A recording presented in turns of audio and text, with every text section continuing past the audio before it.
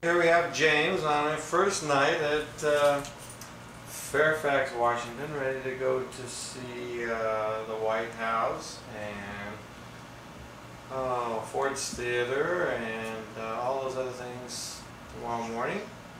Washington Cathedral, 4 hours at Smithsonian, the Holocaust Museum, and see paper money rolling out like crazy from the Bureau of Engraving and Printing.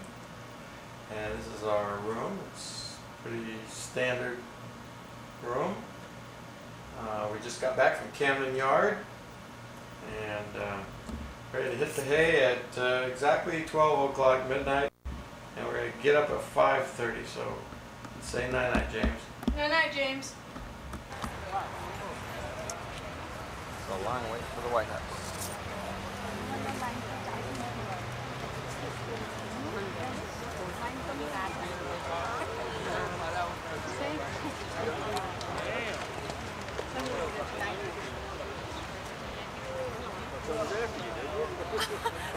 Just he tried to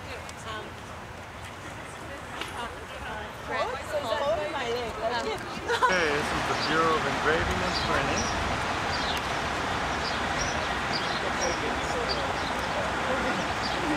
There's Jane.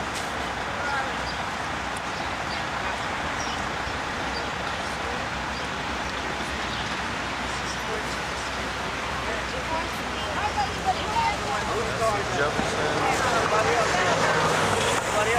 Bureau of Engraving and Printing.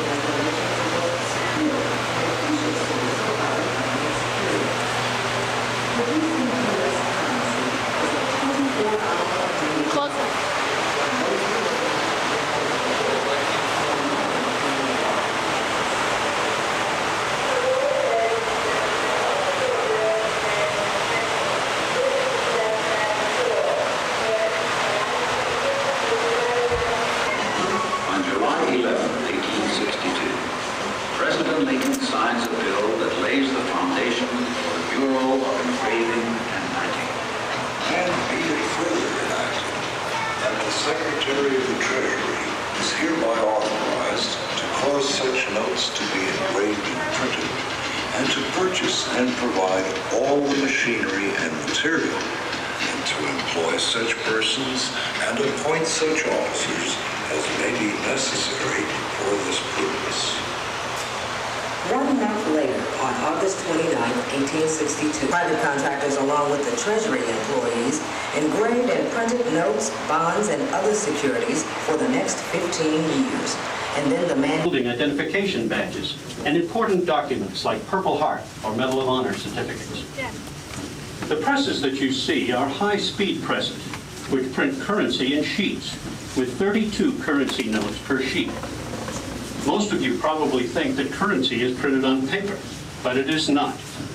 It's made of a quality fabric, 75% cotton and 25% linen. And immediately beneath you might have bins with $30 to $40 million worth of notes being cured at any one time.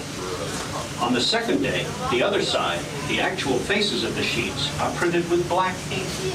At this point, there are still no serial numbers or seals on the currency. You will view that process at the last station. About 5% of the bills we print are made for the purpose of increasing this country's supply of currency. 95 and abbreviations and mutilations. Months are shredded, and some of them can be purchased in a small bag at the visitor's center at the end of the tour. The rest of the mites will be incinerated. It's not easy to be an examiner. Imagine working 8 hours with just 2 20-minute breaks and a 30-minute lunch period. Time is spent in making them. $5 and $10 bills only take about 12% each of our production time.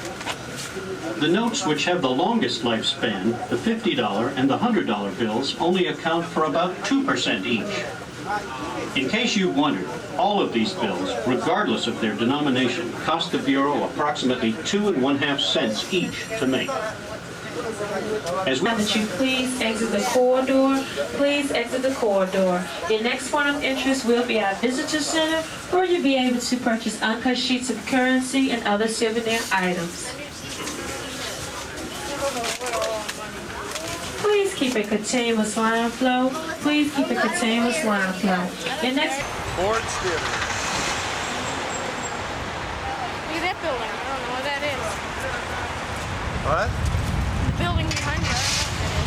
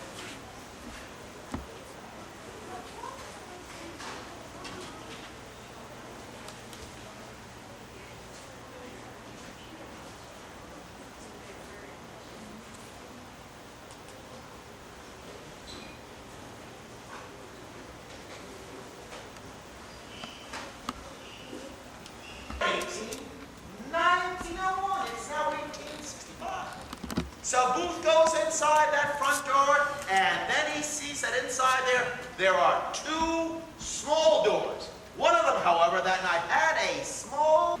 This is the Peterson house.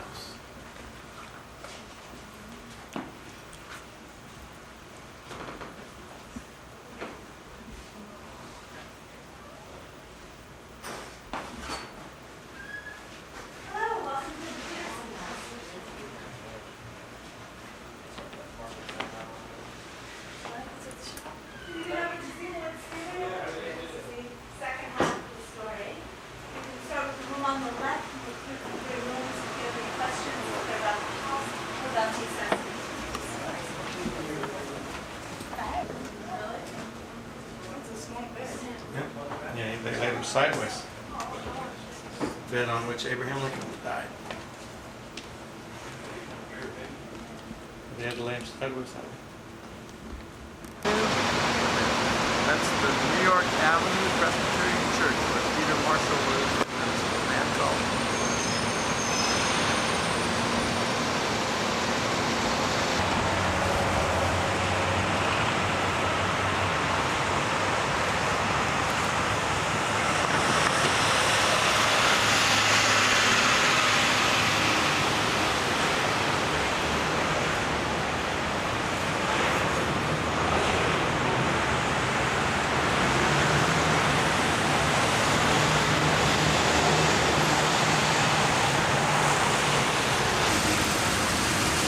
Hotel.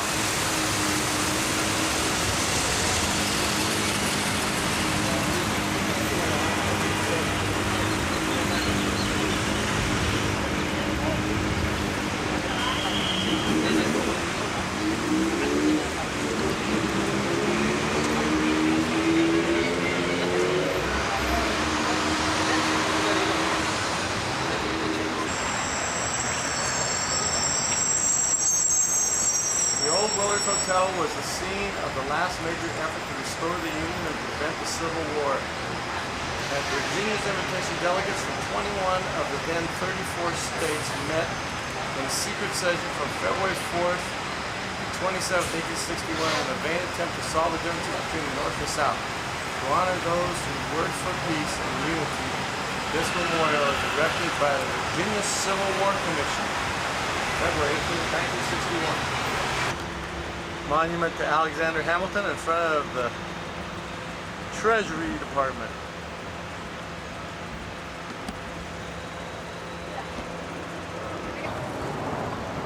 Monument to William Tecumseh Sherman. 1820 to 1891.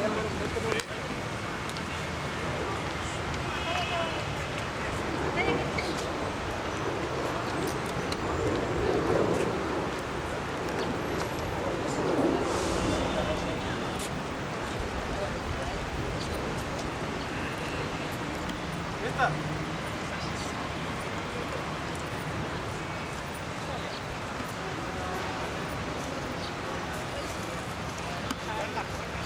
We're in the park right outside the White House. A little bit east and a little bit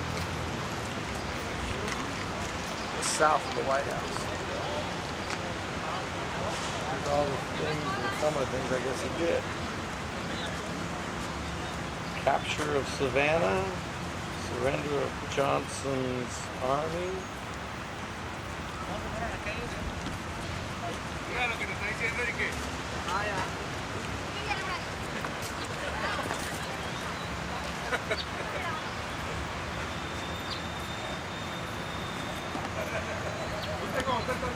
It says, on no earthly account will I do any act or think any thought hostile to or in defiance of the old government of the United States.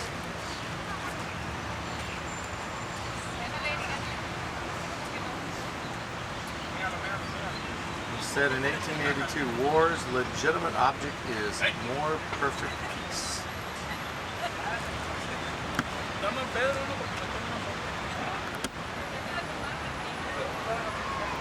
Okay, we're in the Smithsonian downstairs. Steam engines. That's an old steam engine, isn't it? Engines of change. Oh, here's clocks. Precision clocks.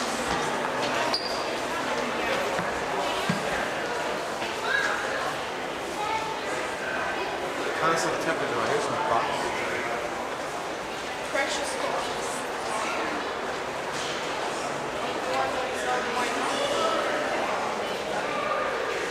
Look at this.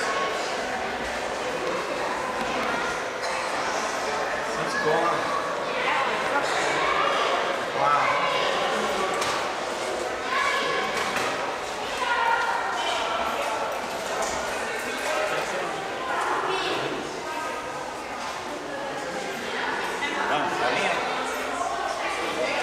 Huh, look at all these clocks.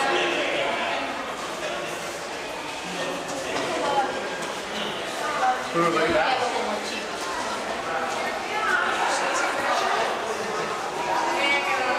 You got a video. Wow, look at this. Look at these old grandfather clocks. Early American mail case clocks. What's the date? Give dates. This Revolutionary War, by the time of the Revolutionary? 1776 to 1950.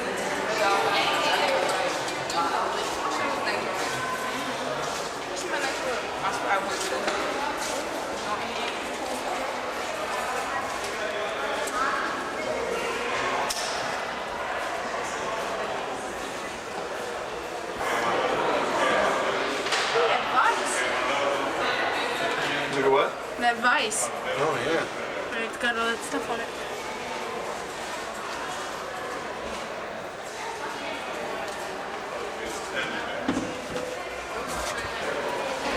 It's a word for Windows, James.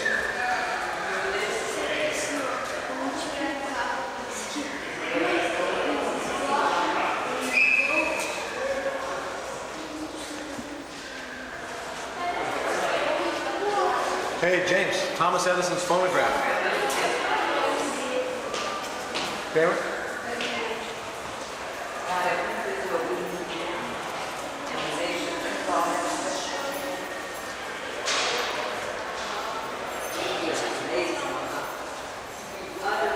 Hey, James, Thomas Edison's first phonograph, 1877. Thomas who? Thomas Edison. You didn't know that he invented the phonograph? Yeah, okay.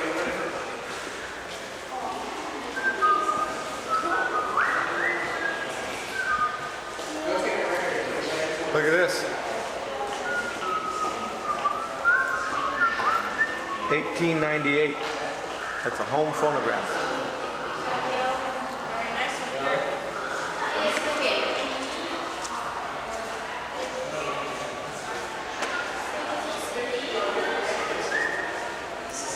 Oh, here's locks and keys. Let's have a look. guys have a lot here. Except for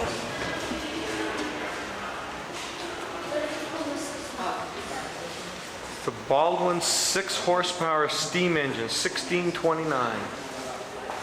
It's the Baldwin 6 horsepower steam engine, 1829. 6 horsepowers. I built something that had a 16th of a horsepower. American Pioneer.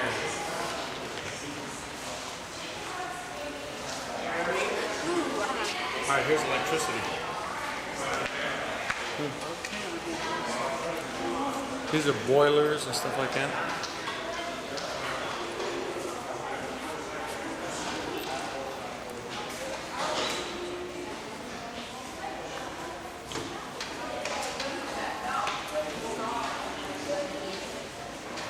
Look at this thing. Universal Uniflow engine.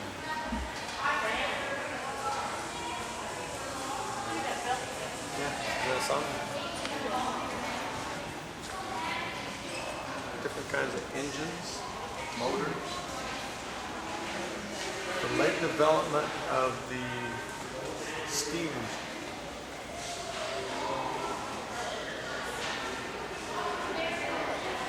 Huh.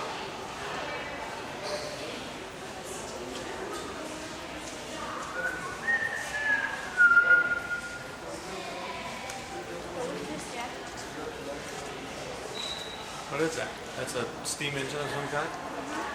Oh, no, hot air pumping engine. Yeah, it's a steam engine. Hot air pumping. Whoa, check out that one. Like diesel or something. There it is. You get it? Let me get that. This way.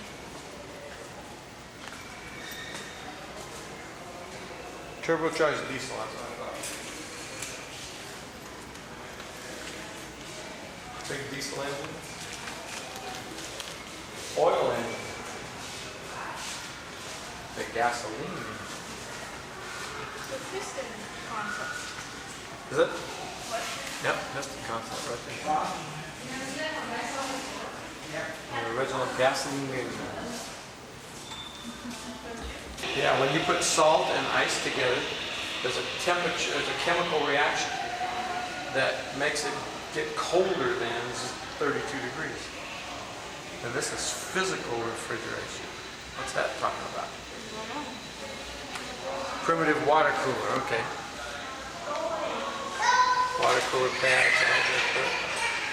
This is mechanical refrigeration. Water, acid, absorber. Oh, okay. And the cables for things like the Brooklyn Bridge and stuff like that. Okay, who's ready to go upstairs? Put your hands on it.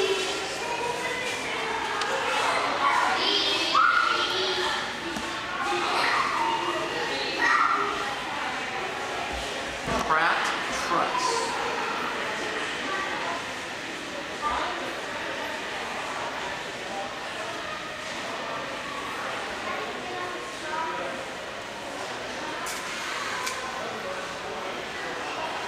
Here's the, okay. Oh, that'd be cool on that. Okay, now here's a, what do they call this one? This is the long truss and the Howe truss, yeah. Remember that? Yeah, the Howe truss, sure. From where? There's William Howe.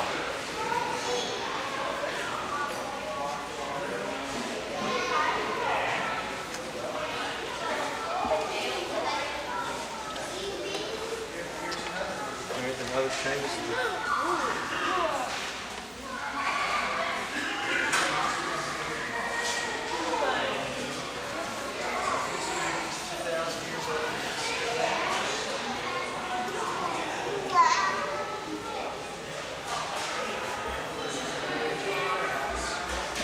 oh, hey, look at James. This is the bridge at Harper's Ferry, 1870.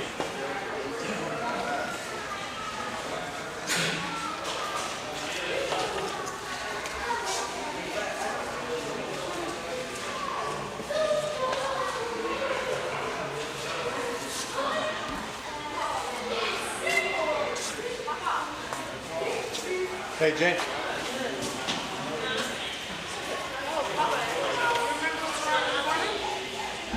Should I take a picture?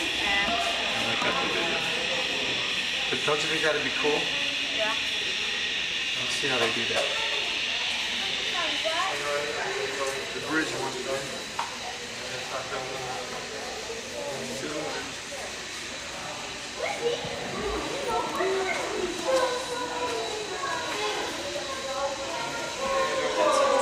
Come on, Dad. Zeker, this is for you, Zeker. Choo-choos.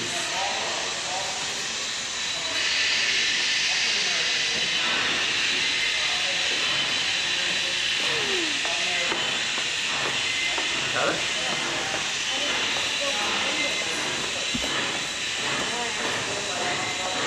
Remember there's the original steam engine there, another one over here. These are all real old ones. Dwight Clinton,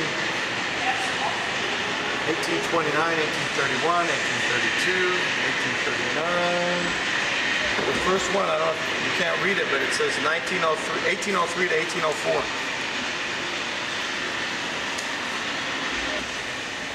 Oh, wow.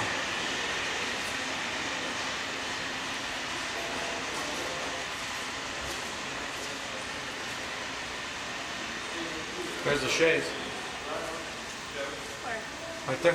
It's a two-truck shed.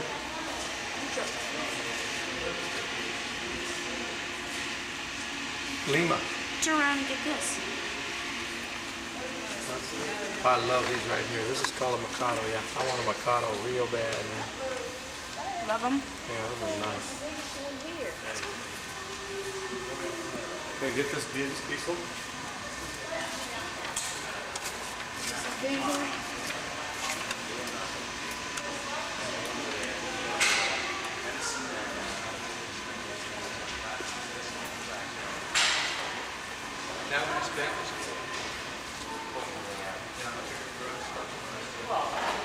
Okay, there's a Hudson. Oh, look at this. James. Look at the articulator. Articulator? Yeah, right there.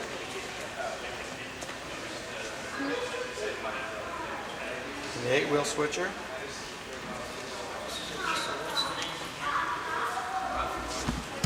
Zeker, look at all the freight cars, Zeker. Shannington Station. Yeah, like Shining Station. We're right in the middle of Shining Station.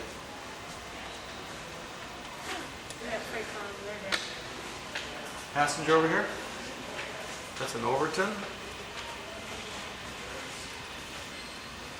Chicago, Milwaukee, and St. Paul. Oh, look at that. That Union Pacific right there. Look at this buggy in the back. Oh yeah, those are the original ones.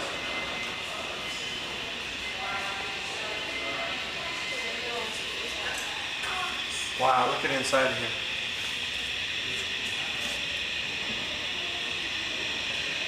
Oh, it's a mail coach or a mail car.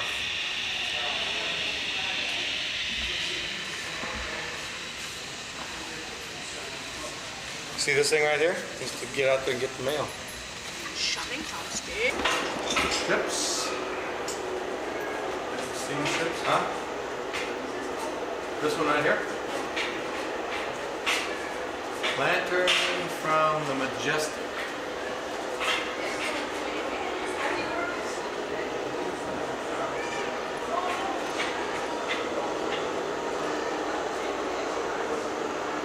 That's the boiler.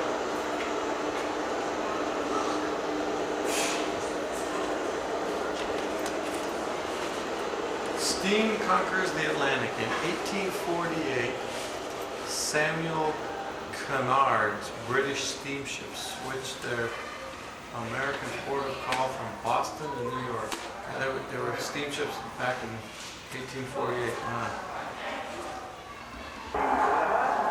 It was like an underwriter's office, right?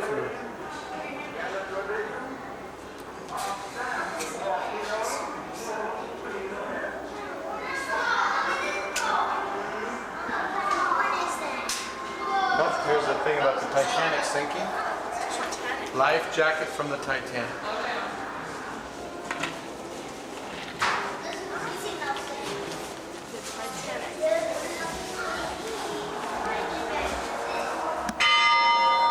bulb or whatever from the lighthouse, you know, the thing that revolves.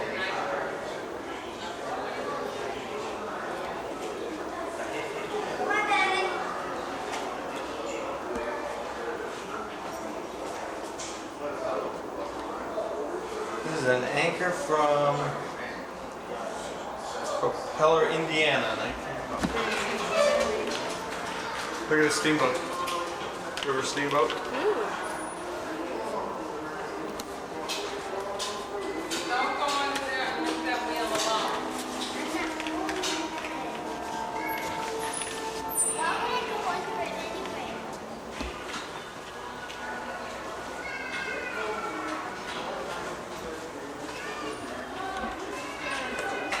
We had it that way. Look at these tall ships. Yeah, and then they put it all together and it works fine. Oh wow, look at this over here.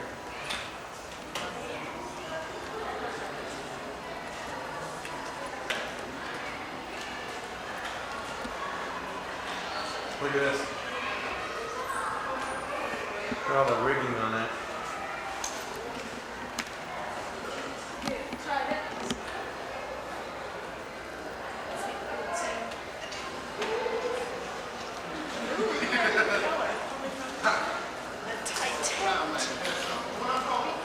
What did it say, Titanic? No. Oh. Look at this thing. Big propeller.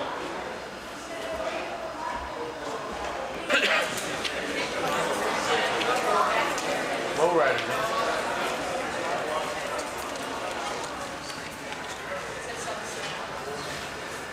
Oh wow, this is one of the nicest cars over here. It's a 1930 Chevrolet, I think. Do not touch. Door is locked. 1928 Chevrolet coach. That's a nice car. Why would they say door is locked? Just don't try it. Don't try to open it up. Door is locked.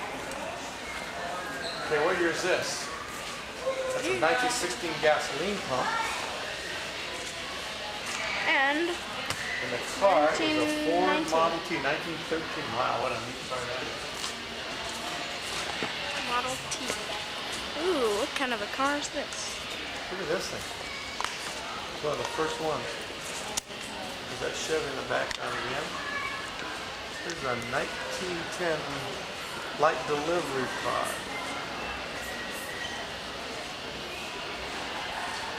Oh, there's a 1910 Tokin gasoline pump.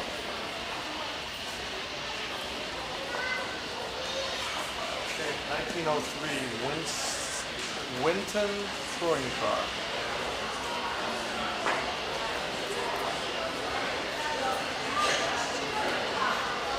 '03 Oldsmobile.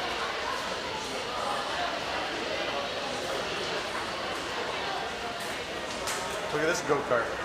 1894. See that thing on the right there? And they just steered it with that. Just do bicycle wheels, look.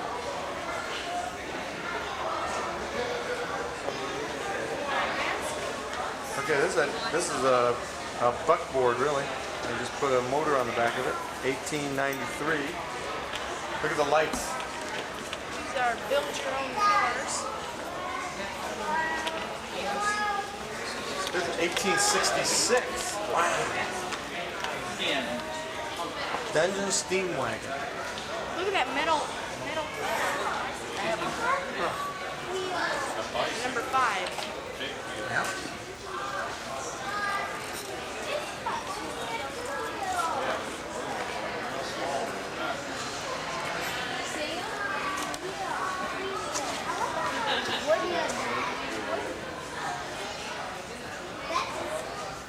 Wow, look at this. Look at this buggy. 1900? 1890? Look at this buggy right here, 1860. Something like that. President Lincoln would have ridden in.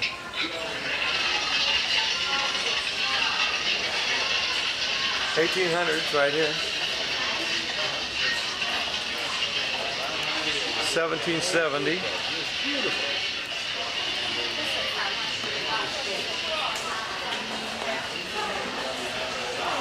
1810 right here.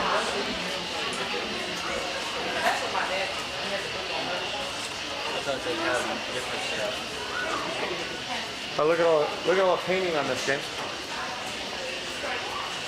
It's a bus, 1880s. Railroad coach. Concord coach, 1848. That's a covered wagon, I bet. Early 1900s. More of a bus?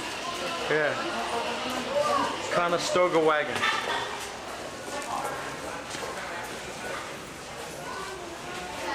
That's how they came across, pioneers came across. Jamie? Yeah. That's how the pioneers came across.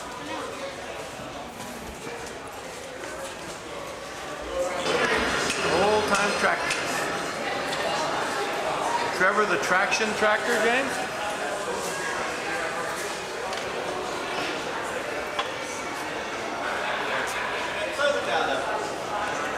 Early steam-powered cotton.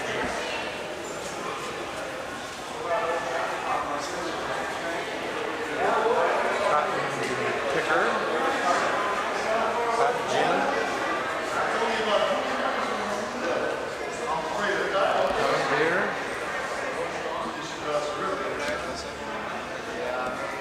Harvester of some kind over there. This is the cotton gin. What we're doing is just pulling all the seeds out of here. We take a series of cutters, then knocks all the seeds this way. And there's a series of brushes back here that brushes all the cotton that way. So, you got all clean cotton now, and a bunch of bag of seeds right here, which you can see over here. Wow. Cotton seeds, which I use for explosives, and you open them up, we have different oils. Eli Whitney invented this. Everybody want to have a try? Want to have a try spin this? Could you eat it?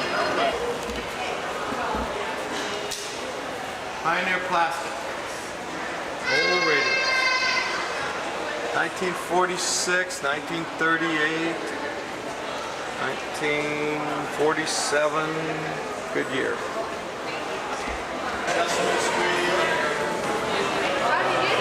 Howdy Doody. Barney. Not Barney, but Flintstone. Baby Crockett. Old telephone.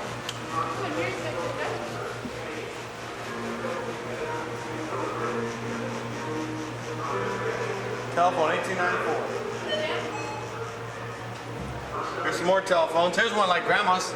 Exactly. Close enough.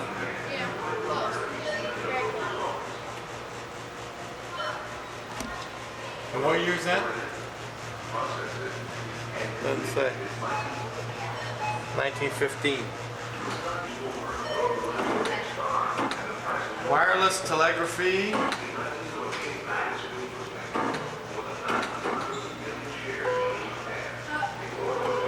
This is the radio.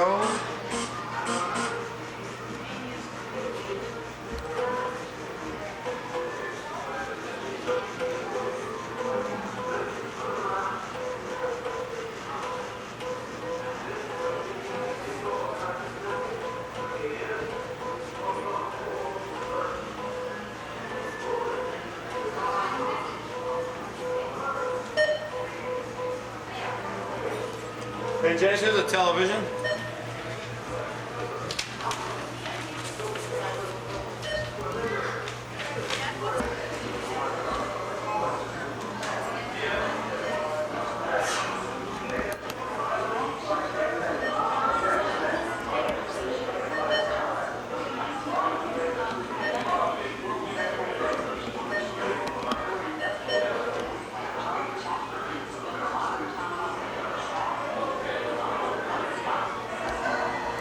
Nats Radio, sales and service.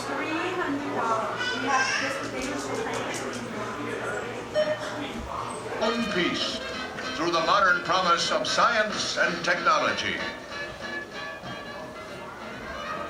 The 1939 World's Fair is one big display about promise. But even as we line up to glimpse a brighter future, the hope is slipping away. Europe is at war.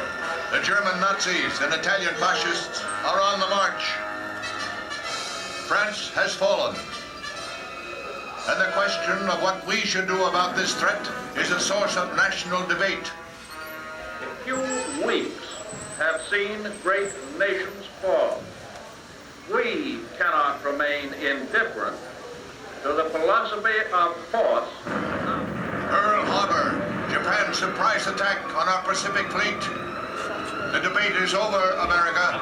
We are at war too. America stands at the crossroads of its destiny. We must and we will marshal our great potential strength. Defend our war. We've got to get to work, making a war machine to crush our enemies. We must grow and harvest.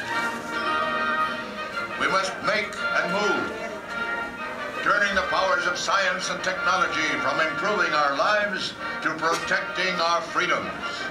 A lifeline of supplies and equipment to help us and our allies overwhelm the enemy. Getting ready is the first step. Next, we've got to take it where it is needed. So let's get the convoys underway. Hundreds of merchant ships must deliver millions of tons across 3,000 miles of North Atlantic waters. It's not easy. We don't control the sea lanes. Our Navy is spread so thin, the convoys are in grave danger. U-boats are stalking them day and night, deadly wolf packs, coordinated by radio with secret and coded orders. They are sinking almost as much as our factories are producing. If we can't stop them, we will lose this war. It's a matter of life or death. Find the enemy before he finds us. Television. Please do not touch. What year is it? RCA Victor. That's what I say. Oh, Grandpa had a. Look at James. Jamie, come here. Grandpa had a tape recorder just like this. Grandpa had a tape recorder just like that. Which grandpa? Yours? Ted? Yeah. These were what? Storage. Cold War computer system. First generation computers. And that was much. There's a 286. Oh yeah, here's a computer. Yep, these are all computers. IBM.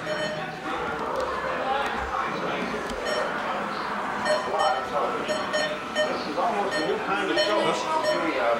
Our stage is the world itself. Our scenery is mostly by Mother Nature. Our lighting by the sky.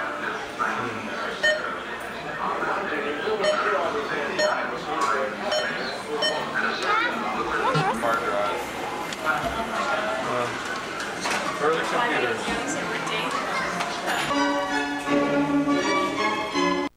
Grand piano, 1784.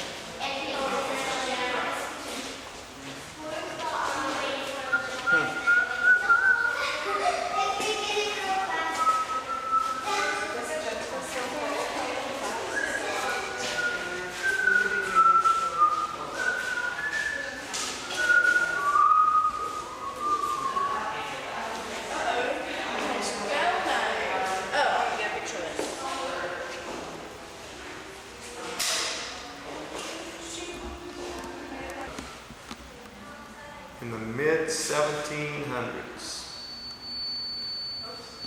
Oh, Land their slippers. the Wizard of Oz, gold or the ruby slippers.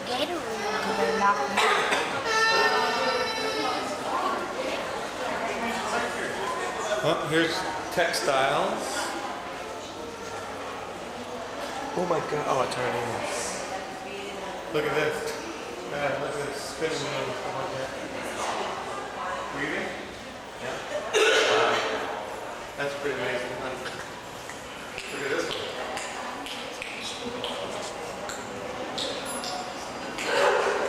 Greek coins. And then Hellenic coins. Wow, Syracuse. Look at that. Right. Hey, they're pretty good condition. Incredible, huh? These are ancient Rome. Wow, this is unbelievable. Those are almost, look at that. They're almost in perfect condition. I bet they cleaned them up though. Maybe. Okay, here's the Byzantine Empire.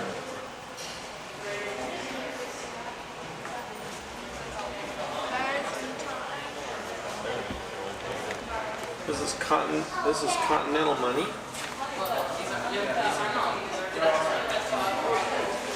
This is money of the colonies during and before the Revolutionary War. New Hampshire, Vermont, Massachusetts, Connecticut, New Jersey, Maryland, New York. This is after independence. Alexander Hamilton. Thomas Jefferson. Early U.S. mint issues.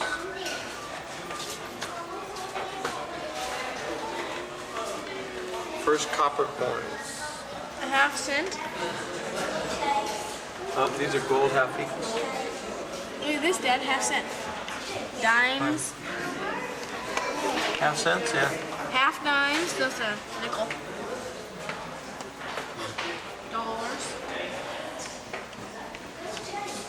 Oh, these are cool. Look at this. These are Half dollars. Now we're getting into somewhere where I recognize them. Indian heads. Trimes? What's that? Half dime. What's a trime? Be 30 cents, I guess. Gold dollar, quarter eagles, $3 piece, half eagles, eagle, double eagle. A $20 gold piece. Where's a half eagle? Right there. Where? Gold coins in the 1850s. Wow, they're all in perfect condition too, James. They're all mint condition, man. Yeah, but I bet they washed them. No, look at how good they are. 1869.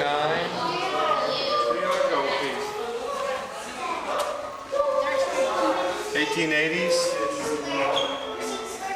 1890s, 1900s. 1916. They got sensors going at it. Here's the minute you break it, alarm goes off.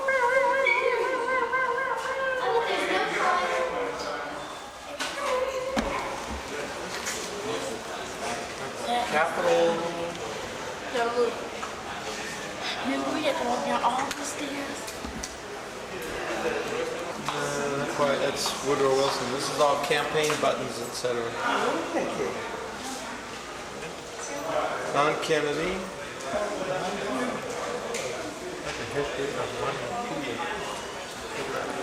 Here's John Adams, James. John Adams. Started with him.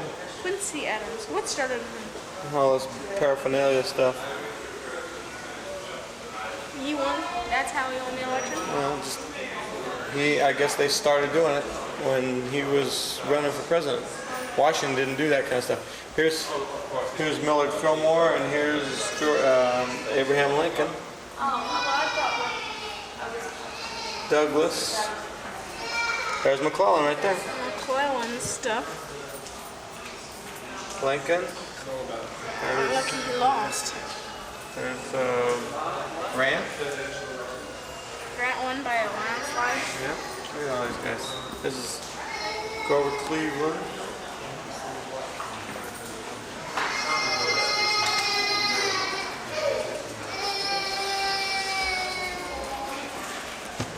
All the way up to President. American flag we call Old Boy. Why did they call it that? Look at all these swords over here. Swords that they slice your head open. That. What's this? Uniform worn by George Washington during the Revolutionary War.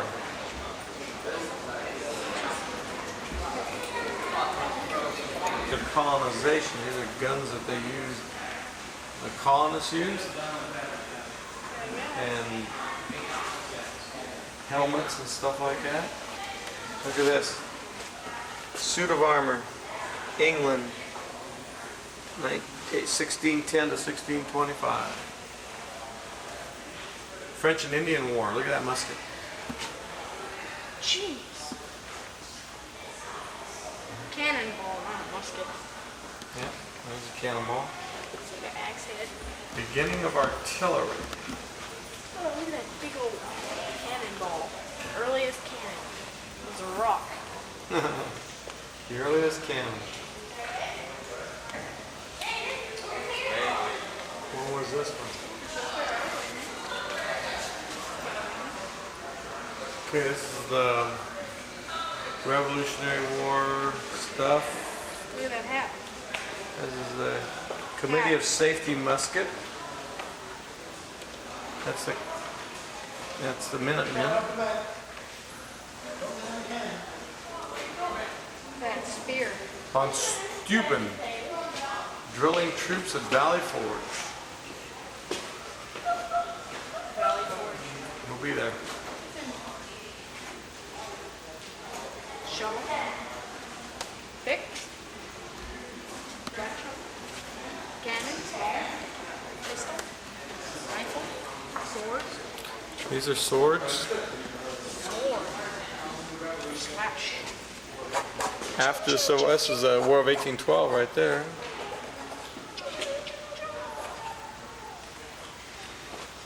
Beginning of the Marine Corps. Who's this guy?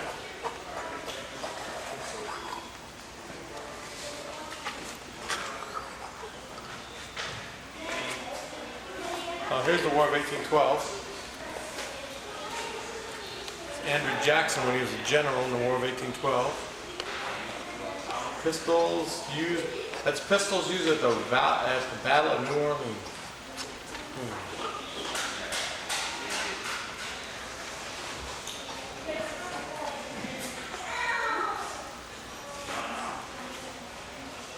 What's this now? This is a flintlock pistol.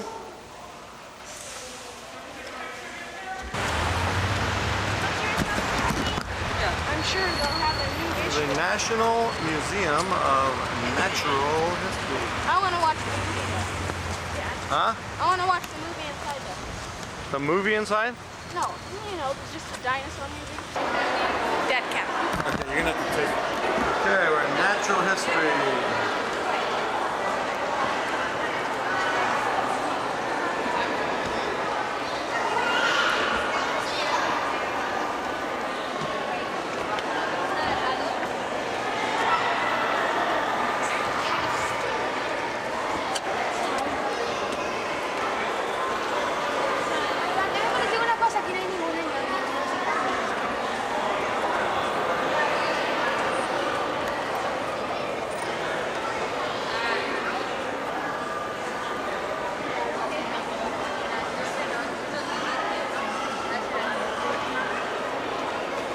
Almost have that for a dog.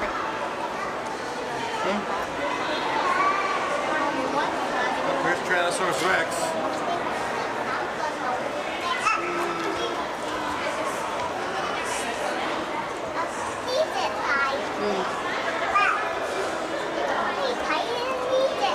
Okay, go ahead. That the plates on the Tyrannosaur Dad, I mean, the Stegosaurus could go like this. Slap down. It's because they're so loosely fitted. this Allosaurus right here?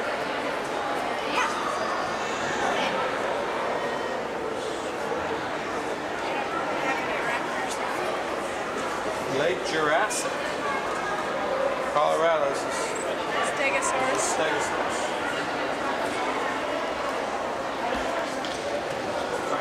Ahora dice medio.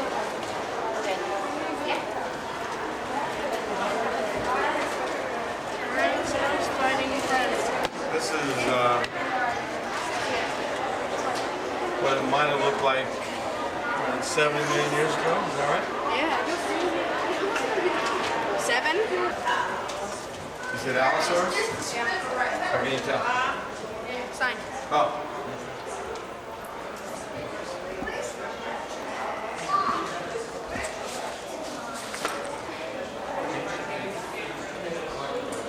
Ooh, look at this petrified wood.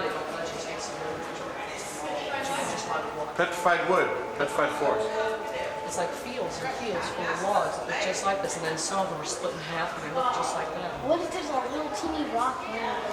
They won't let you take any of it away because every person put a little piece.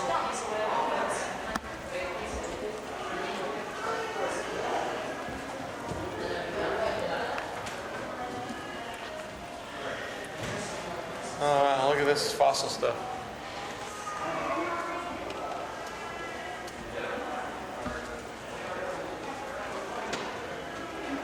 Here's a stump. Wow.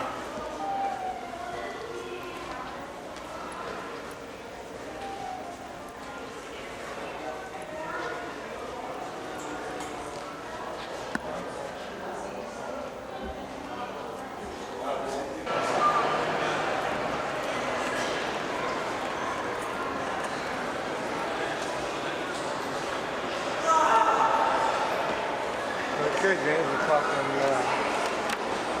great white.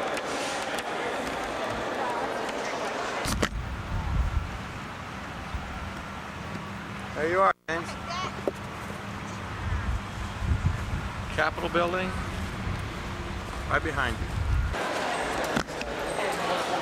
Did you get this with Duron? And it's the Spirit of St. Louis. Here's Friendship 7. Right here. There's a guy went up. That's the first. Friendship 7 was John Glenn. First guy to orbit, first American to orbit the Earth. He went up in that. Look, he went around the Earth 3 times like that. Isn't that incredible? This one? That's the Wright brothers. That was the first plane ever to fly. 1903. Kitty Hawk.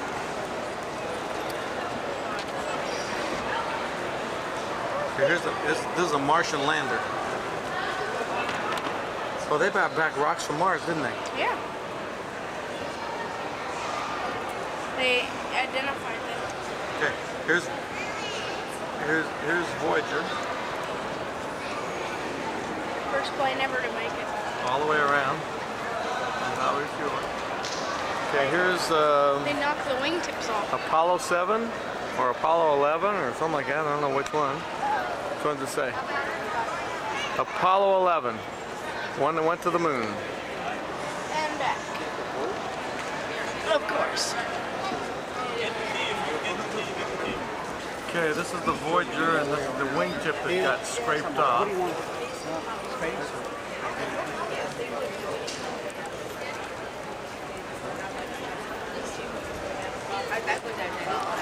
Okay, James.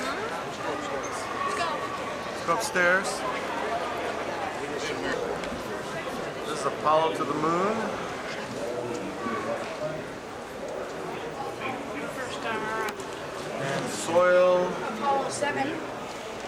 Soil from Mars. Moon. Or the moon, rather. And here's some moon rock.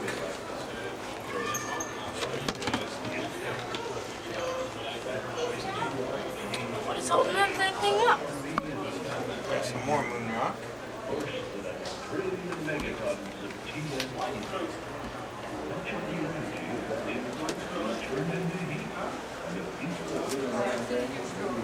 Here's some more moon rock.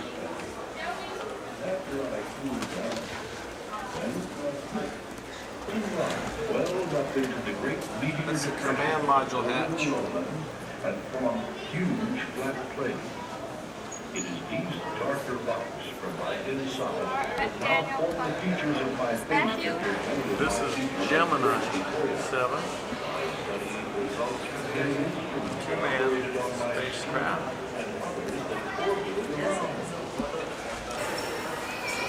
Okay, there's a Soyuz and Apollo.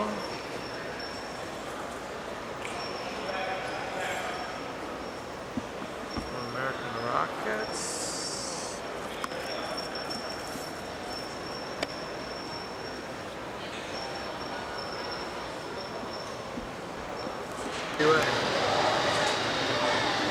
That was a passenger plane. See the door in there and the little window? Yeah, one or two. That was an original passenger. See this DC-3 right there? Here's another passenger plane. I don't know, not very many. But see, there's a DC-3. They used to fly. That's Eastern. They used to fly across the country in 3 or 4 stops. You'd like to have, it took like 12 hours. Yeah. American Airlines. Where's United? Right there. Gray one. Gray one's United? Yep, United Airlines. See the guy sitting in the cockpit like that? It's incredible, huh?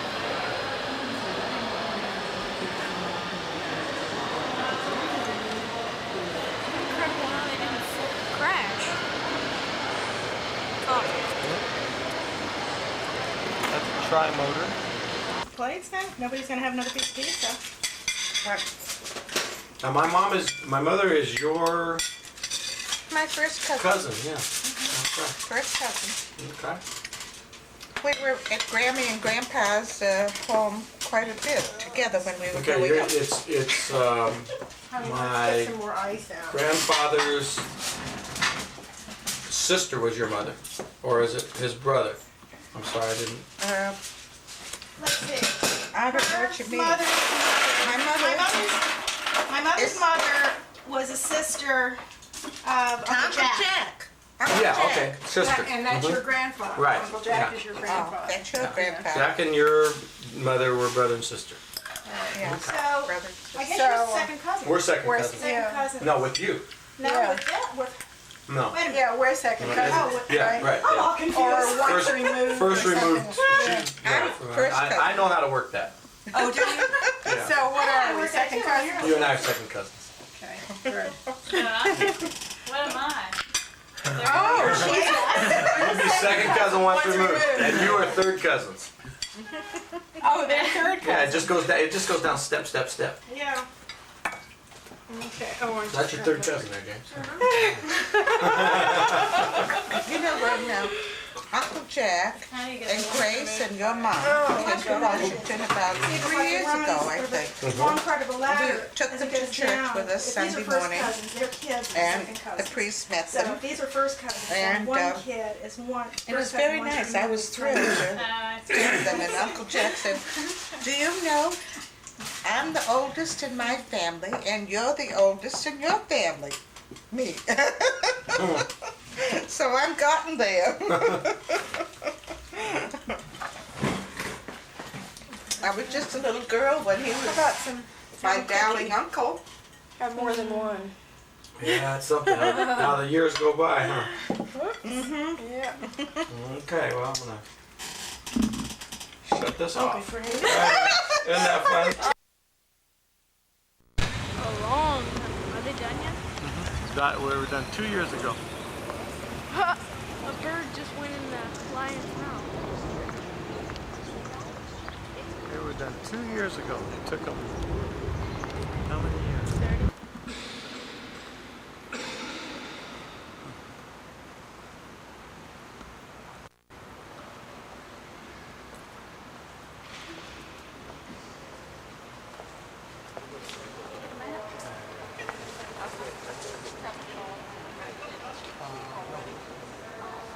This is the burial crypt of Woodrow Wilson. number president, 20-something president of the United States. It's right there. It's right in front of the church.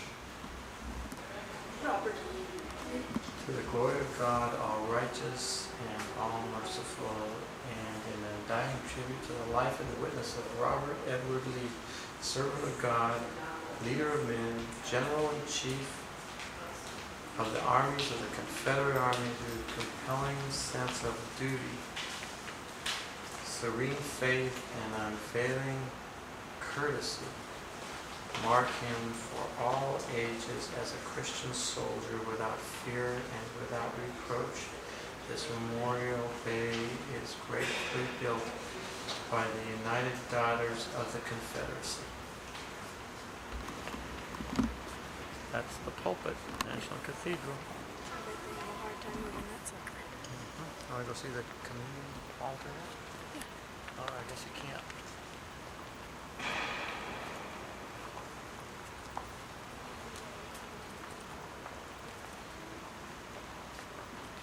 It's called the lectern. That's the other side. They preach up there? Yeah. See that organ? And you look at where the communion table is up there. See there's 12 apostles up there. And, that's Christ sitting in the center, up on top. Isn't that amazing? Yeah. Look at that rose window. Pretty. Windows up here. Oh, and that way.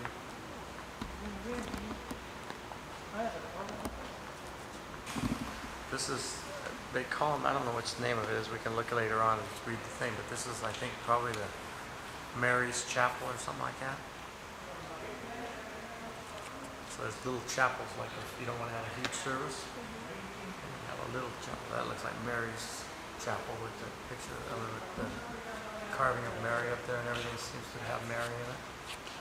So this is Mary's Chapel, where the choir sits. Jeez. That's something. You go up to it and look at it. There's the organ.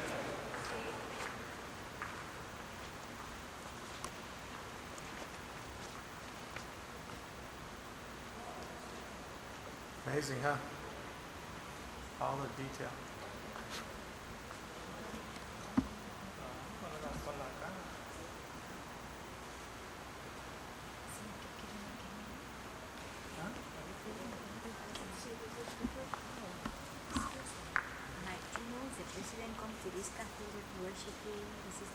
Sometimes, yeah, not regularly. Just look at this. See each one of these is an apostle too, I think. It's all hand carved. Floor. Jeez. Really impressive play, huh? It's just, there's the altar.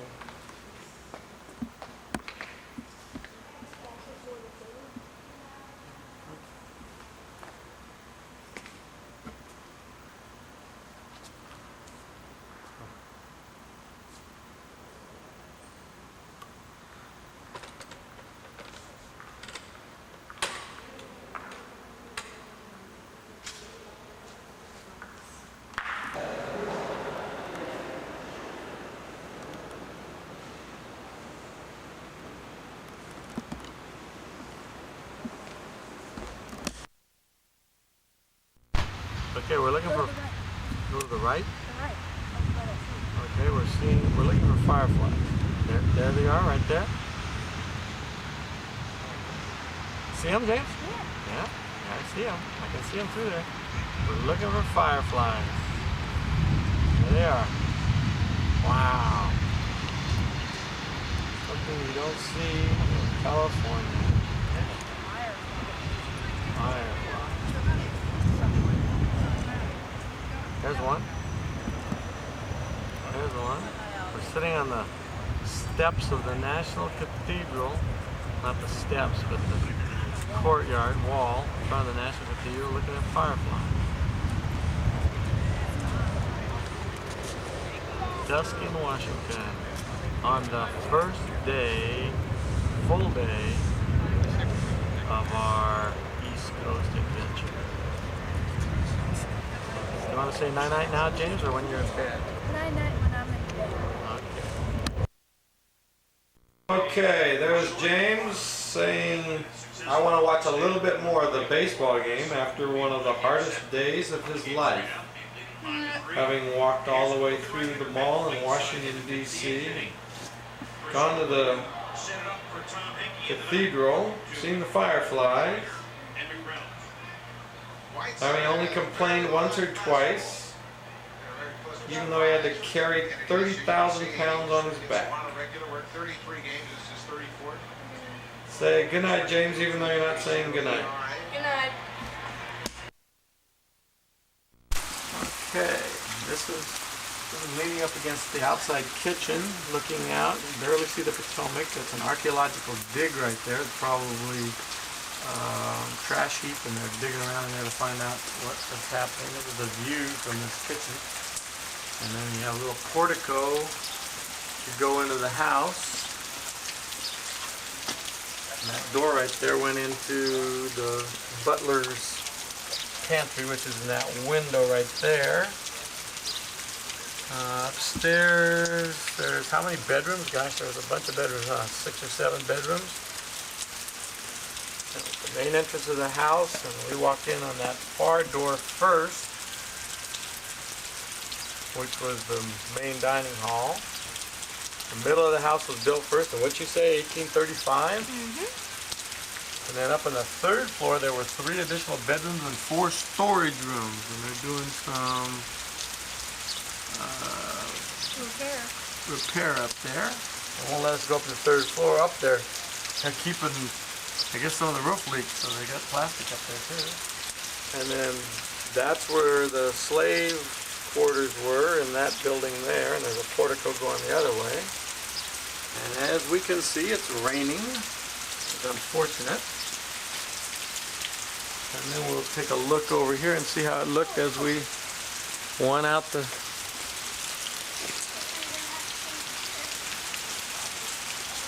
that way.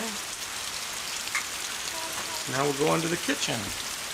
Okay, this is the kitchen. The main hearth. Big fire. Where the food will be prepared, I guess.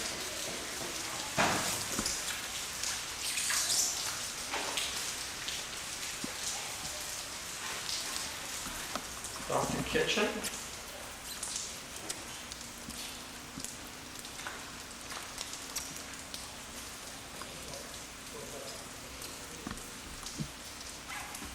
Little room off the side of the kitchen. Stairway went up. To an unknown place. To an unknown destination. These dishes.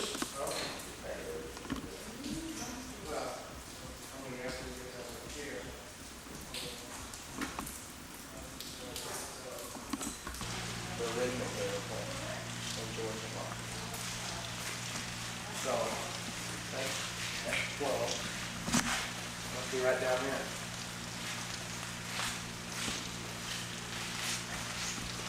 Serving them turkey every year. Yeah, right.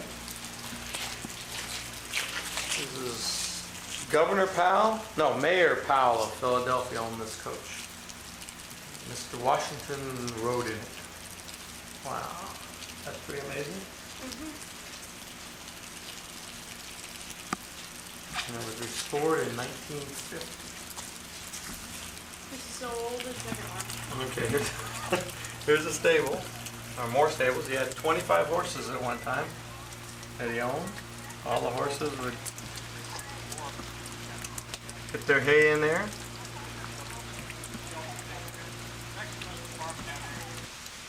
Okay, George Washington.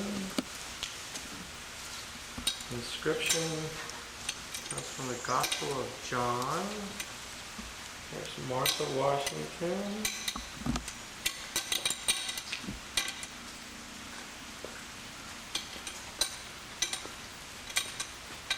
Within is enclosed the remains of rest the remains of General George Washington. This is the marker for Bushrod Washington and his wife, Washington's nephew, owned this after him, and he was an associate justice of the Supreme Court with John Marshall. Cancer, which was a stupid disease. Okay, this is the slave burial ground. Yeah, they had it nice. Pretty nice, huh?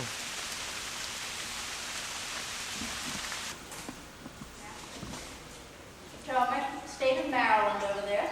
Okay, 1835 to 1857, 1857 to 1757 to 1774, and 1776 to 1787. Okay, this is the Salt House, and a lot of fish. There's a fish net right there. Look at that fire thing, Dad. Where? That blower. Oh yeah, wow, big old bellows. A lot of fish was caught in the river and sold or kept for food. Okay, this is restored slave quarters for Mount Vernon. Of the 314 slaves owned that lived on the Mansion House farm, this was one of the best. Most of the slaves lived in outlying areas where they worked in considerably, as it says in the sign here, considerably less substantial houses. Not much here, not much. 2 families lived here. Vicksburg. Downtown Vicksburg.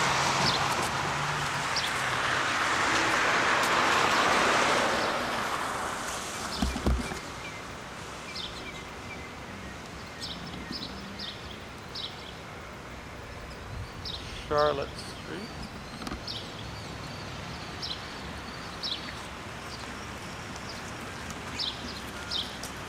And here's the visitor center.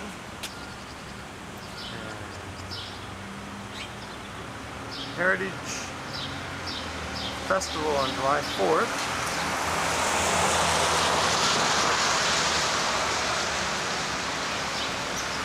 Rising Sun Tavern was originally known as Charles Washington. He was young brother. After he moved to the cabin, and he said the cabin that the Rising Sun Commercial Company. Oh great, should I just say there's a story behind this picture being upside down, or should I tell the story? Maurice Evans, photographed in Richmond in 1863. Do you remember what the battle was where he was captured? No, I don't. I sure don't. General Grant is hung upside down. Because he had Maurice Evans hung by his thumbs. Because he refused to dig trenches. Right?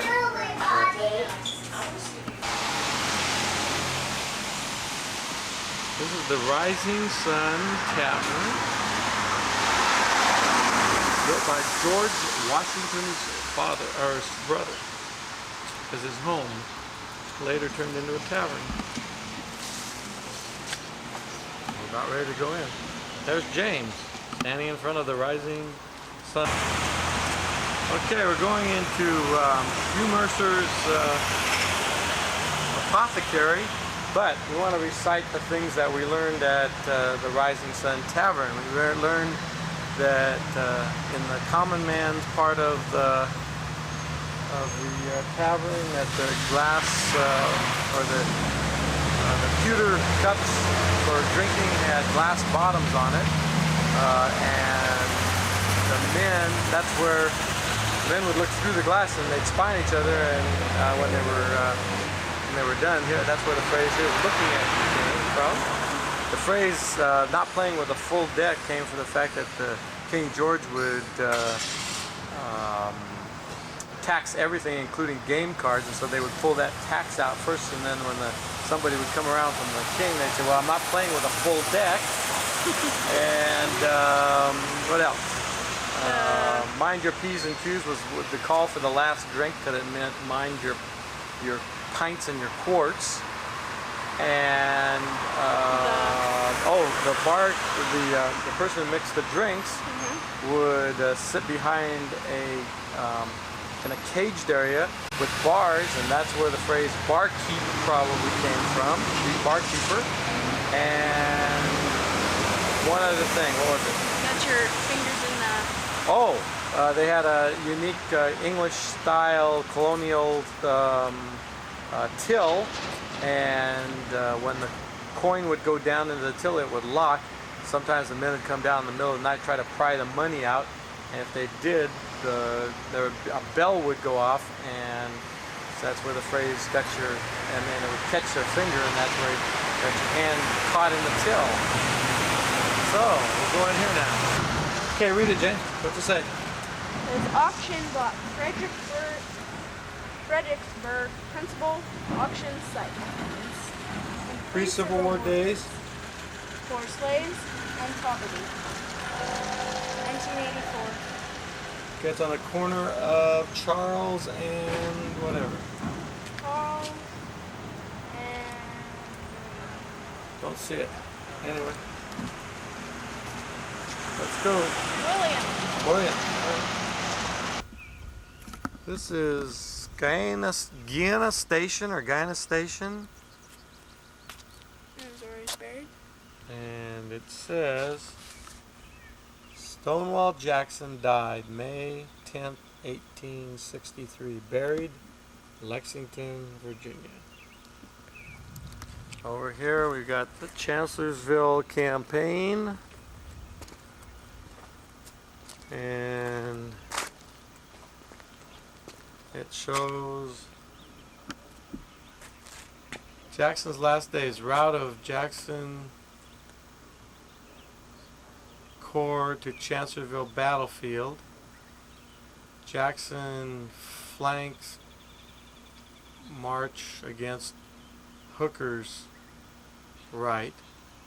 General Jackson's route to Field Hospital and on to Guyana Station from Spotsylvania, based on local tradition. A possible way from Spotsylvania to Guyana Station.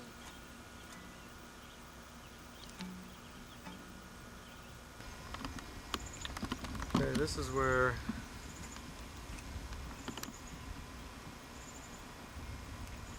Chandler House site. Trees in there now. And there's the railroad.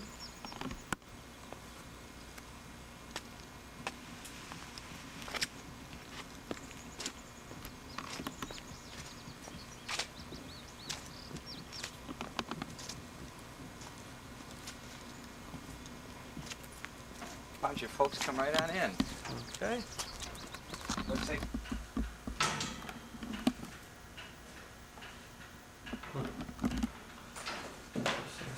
a couple of significant things about this room and the bed are in order.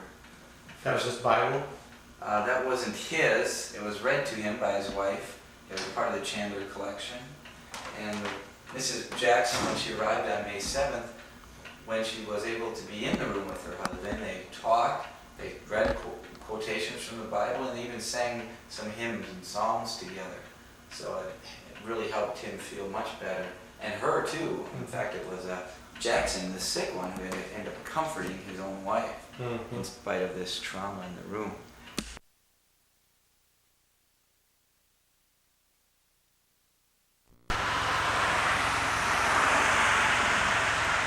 Okay, this is the Montpelier Station.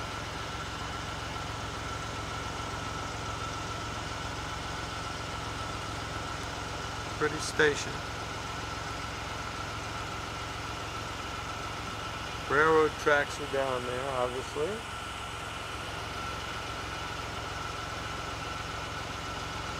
And right up this road right here.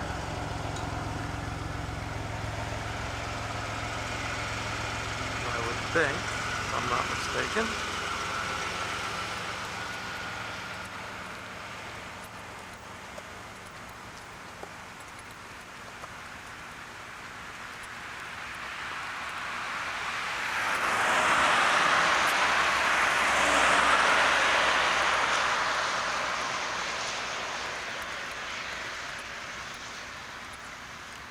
Is Montpelier, the home of President James Madison. And we can't get any closer. So it's up there.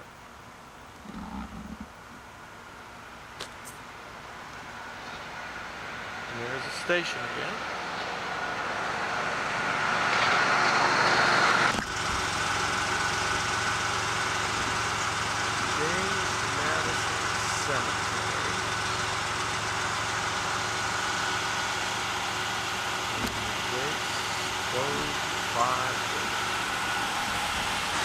This is the bridge that you go over to get to that.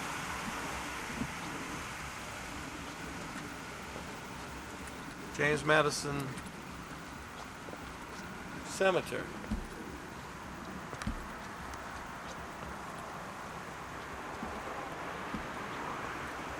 And look what you see.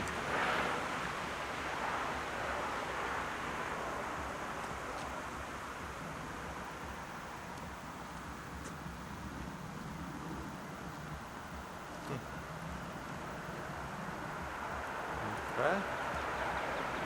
And that Montpelier station in his house is just behind us. On the road it says, near this spot are buried James Madison, father of the Constitution, 4th President of the United States, from 1809 to 1817, and Dolly Madison, his wife. Very nice.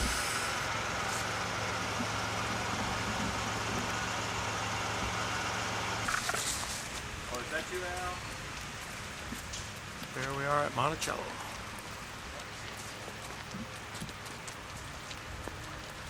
First one's in line, first one's on the first shuttle, way to go. Starts to rain.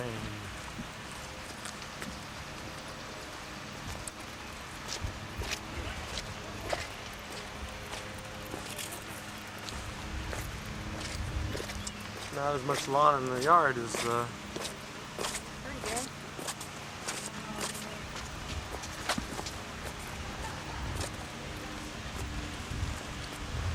Mount Vernon, huh? Of course, this is the back side, I think.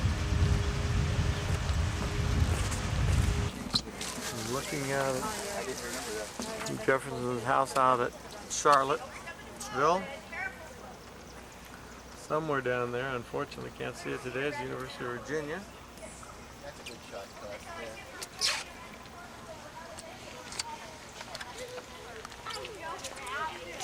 There's Monticello from the side. Wait, he's over here. He's over here. Wait, I want to see him. What's happening?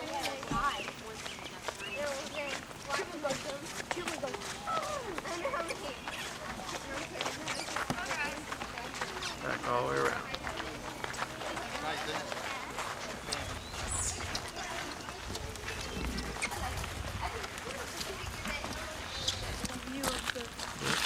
This is the front lawn of the house. There's the front of Monticello. I guess the people would ride in from somewhere.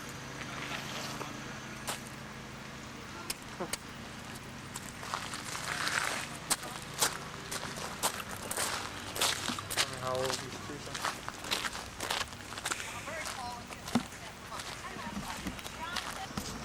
See, then they would have, they'd fill that whole thing full of ice and they'd have ice cream in the summertime. Plus you'd be able to cool meat and stuff like that, either there or take it and cool it somewhere else. Okay, this is a kitchen underneath the house. Not very as big as Washington was.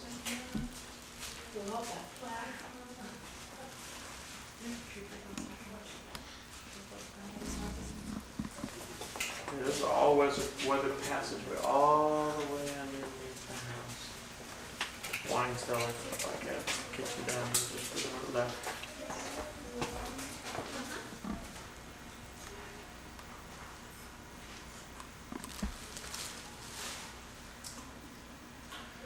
So this was his slave's cook's room. It was a French cook. Small little fireplace. And that's how big it was. Not very big. That's the cook's room.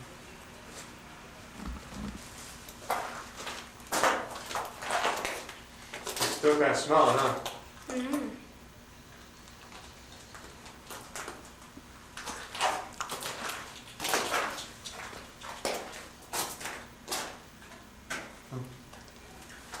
Those pipes are not original.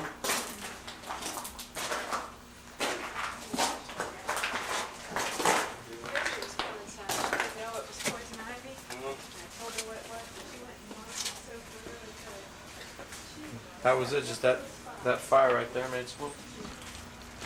Okay, this is the view looking from the other side of the house away from Charlottesville.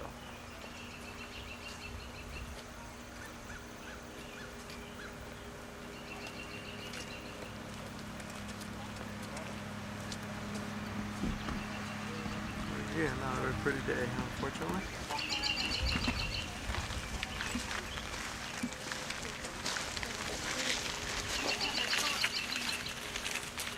There's that office.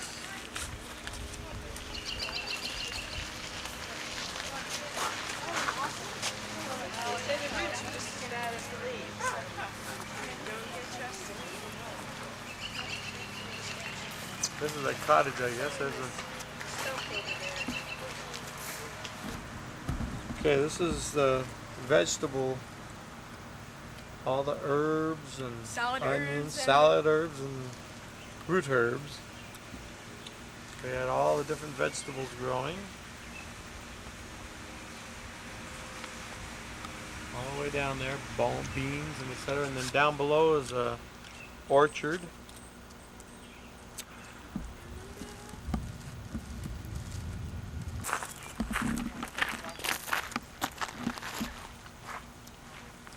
The others were sold after his death to help pay the debts of his estate.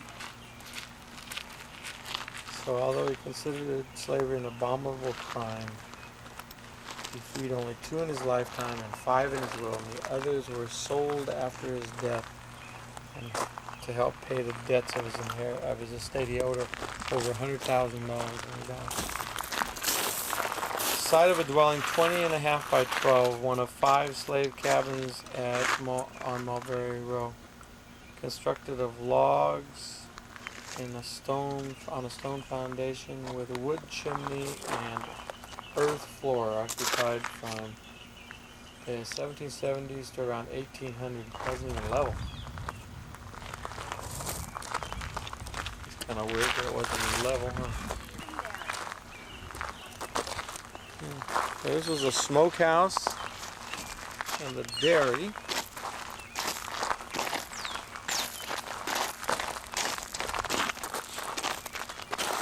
Got some artichokes. Looks like some watermelons over there too. This is a storehouse, site of a log building, metal workshop, store nails and iron.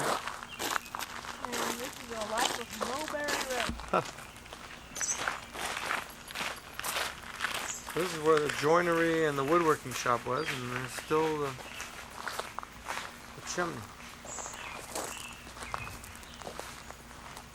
On Mulberry Row.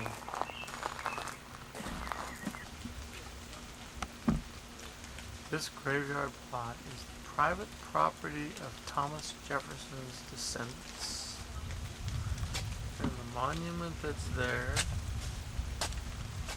says, "Here was buried Thomas Jefferson, author of the Declaration of American Independence, of the Statute of Virginia for Religious Freedom, and father of the University of Virginia, born April 2nd, 1743, died July 4th, 1826. Thank you. Why was Well- it put forward 11 days in 1752? Is it that odd?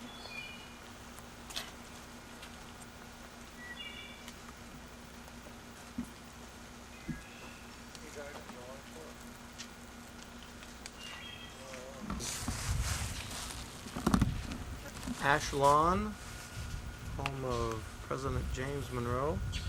And this is the garden, and we're walking up to his house, which I assume is that right there. Maybe not. Certainly not the red one. Probably the garage. The garage. I wish they had the garage. Make the tour a lot shorter. Yeah? Ooh, we got some things going on here. Yep, there's the house. It's spinning around. We're walking up the front gate. We need to.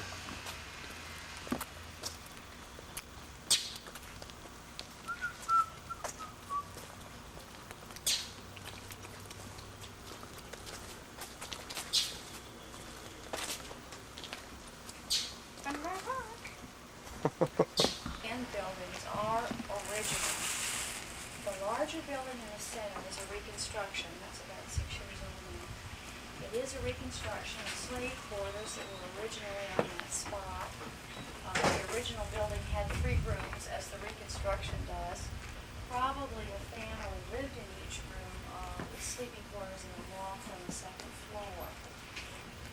Practical use of that building has for us now is that we do have a craft demonstration here, is usually set up in that building. That's where we have a working fireplace in there, and we have open heart cooking demonstrations there set up in there. We have a tinsmith, and some of his work is actually in this building as well. He's a second crafter. He's doing what she's doing in there at the moment. That's where I'll take you just a minute. So that's the use there. Okay, we're going to take a watch a step here. Take a look at the kitchen. We are now in Lexington. Just had a very nice lady tell us all about Lexington, and we're on our way into the Stonewall Jackson house. Yeah, got a buggy. Stonewall had a little garden here. Probably his buggy, James, in that little shed.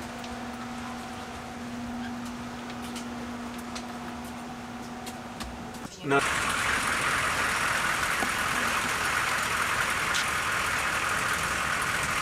Okay.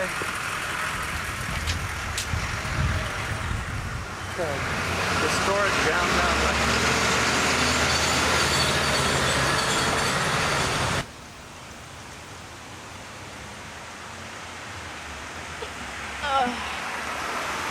That's the Robert E. Lee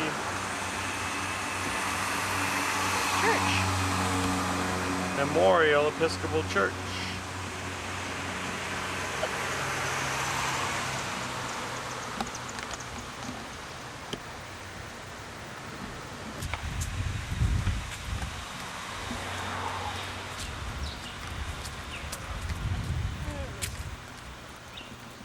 What a gorgeous campus, James.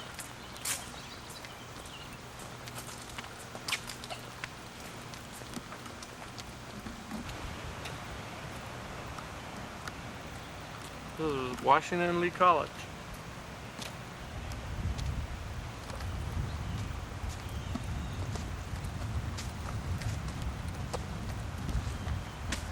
And this is Lee Chapel, or the Lee Chapel.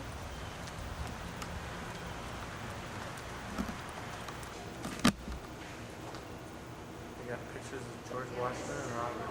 Lee. Look at the organ back there.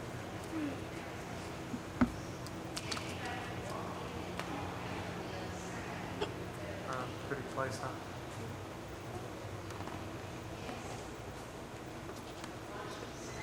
There's a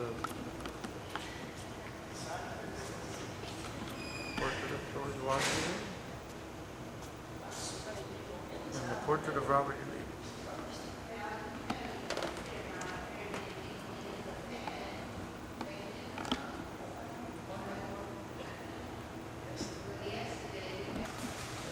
Monument to Robert E. Lee.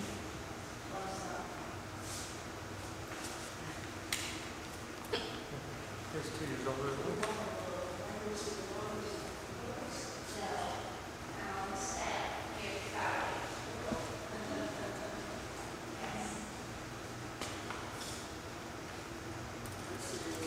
Flags carried by the Army of Northern Virginia. There's a memorial.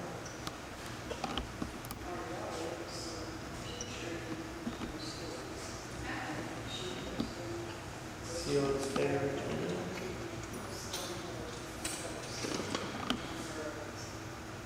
Not very quick, just a memorial. His office. He was a minister? No, he was the president of the college after he graduated from, after the war was over. Remember he, remember in the movie that they, or in the video, they said that some insurance company offered him, if he just put his name on the insurance company, this is Lee's office. And he said he would not do it because he would not make money for, not doing anything. Desk over there and all this stuff. Lee's Chapel Museum.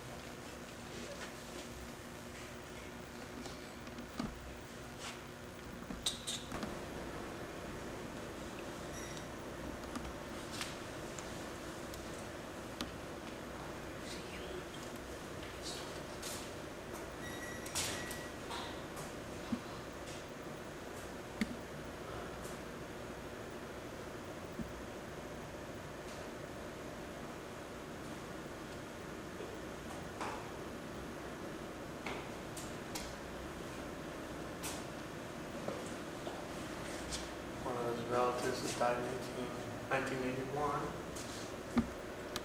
Somebody died in the 1960s.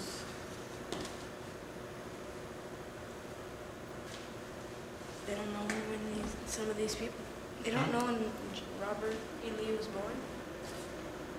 It already says it up there, so. Born 1907. It says, these 18th century English flintstock saddle pistols were given by George Washington to his adopted son, George Washington Parke Curtis. Mr. Curtis, in turn, gave them to his son-in-law, General Robert E. Lee.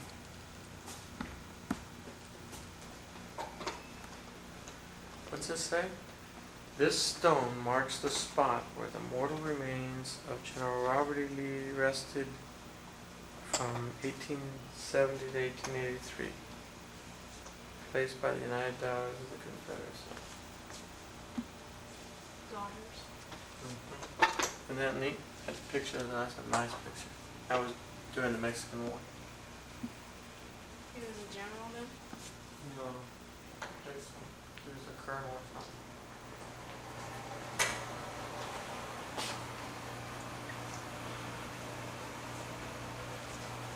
There you go. Oh, this is probably a thing of Stonewall again, huh? It's not small. No.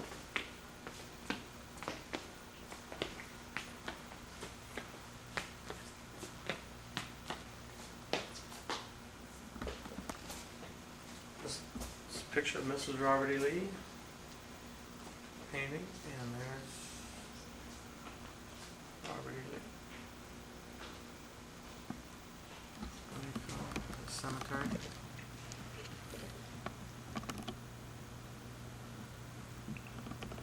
Big tapestry of the chapel.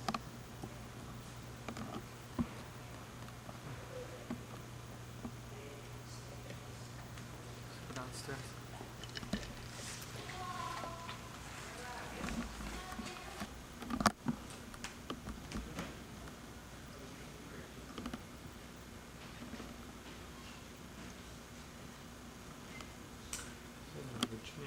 Military Institution Museum.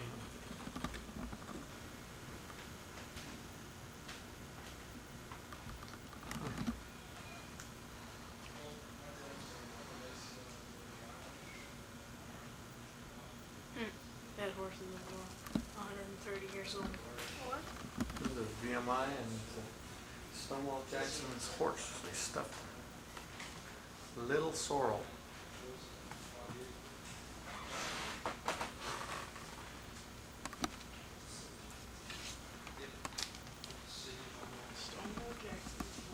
It says Jackson was wearing this India rubber raincoat on May 2nd, 1883, when he was accidentally shot by his own men in an attempt to save the general's life. The wounded left arm was removed. Jackson died. Complications on May 10th. Please push the button to view the raincoat. Oh. Okay, keep the button pushed for a second. Whoops. Oh, I wonder, where's the bullet hole? It didn't hit his jacket. Huh? In his hand. No, but also his arm. Oh, there it is. Where? Oh, yeah.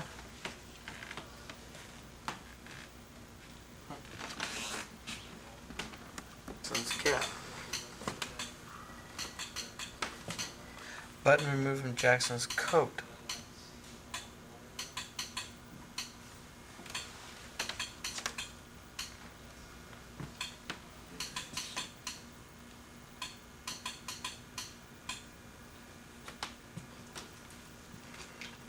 This is the original butt musket. Confederate flag captured in the Battle of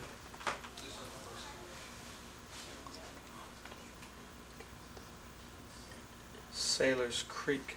Oh, Confederate.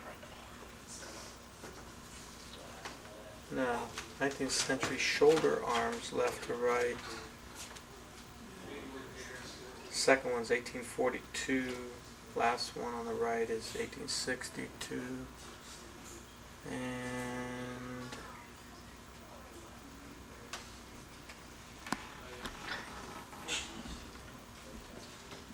You could shoot. okay, these are guns used in the Civil War. This is when they figured out that if you switched it and put that part on that, you could shoot more. Repeaters. I know. Kind of dumb. But they couldn't transfer.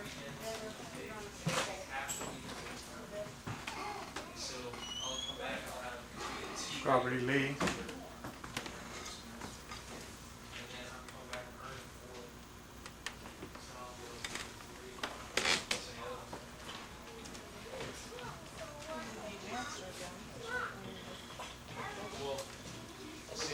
Okay, ready, James?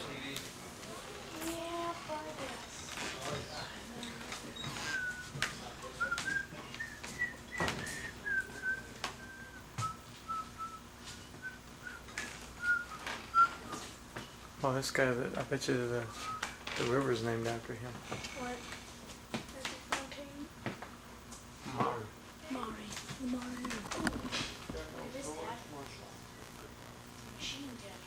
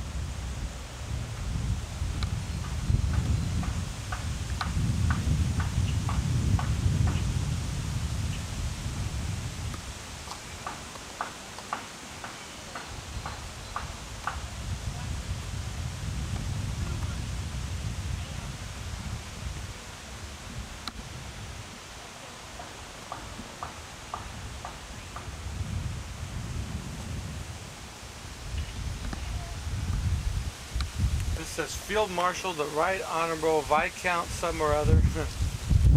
British soldier of the highest rank, says the fame of Stonewall Jackson is no longer the exclusive property of Virginia or the South. It has become the birthright of every man privileged to call himself an American. That's his wife on the right, buried in the center.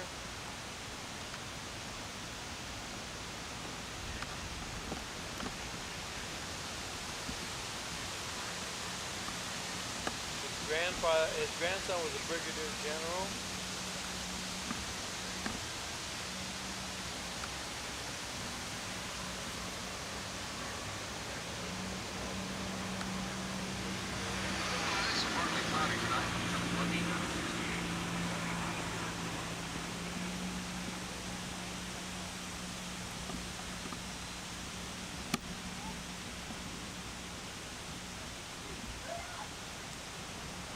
Hey, James.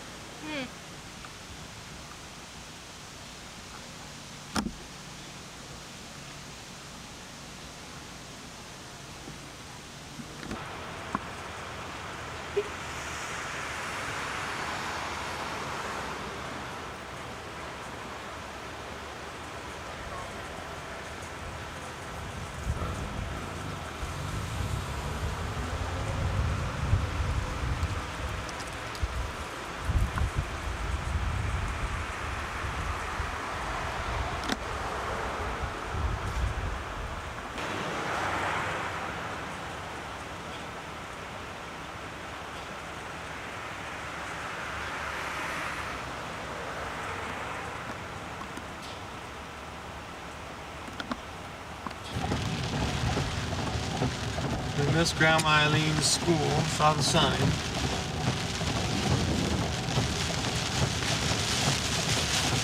Yeah, the rain's let up, right? Yes, the rain has let up 20 times.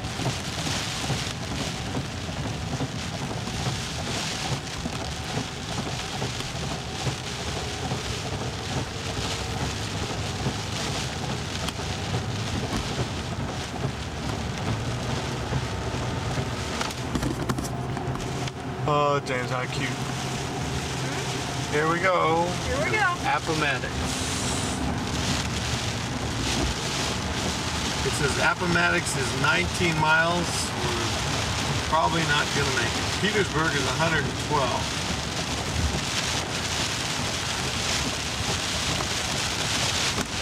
The rain lets us go 55. We'll make it. Thing over there. So we're not out of it yet. There you go.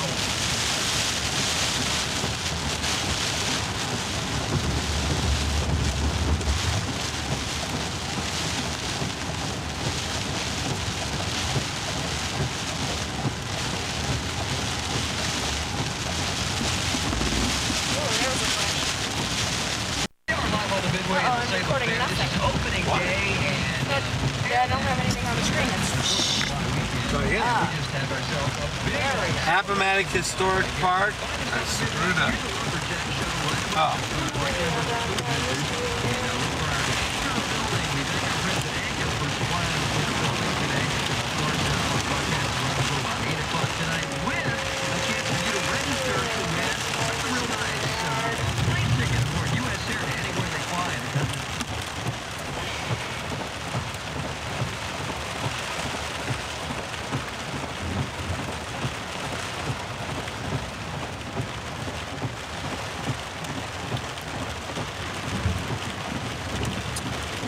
Appomattox. It's been raining like this for how long? About an hour? About an hour. Or more? Straight with no let-ups?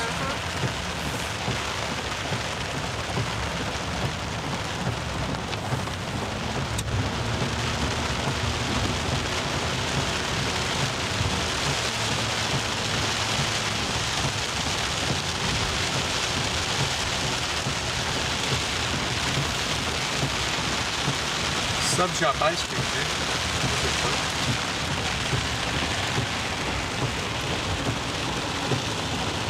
Actually, this is not as bad.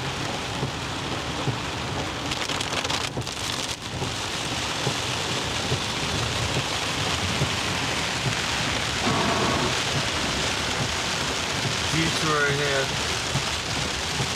I'm sure it's a Appomattox Courthouse and they're pointed that way. Well, we'll see.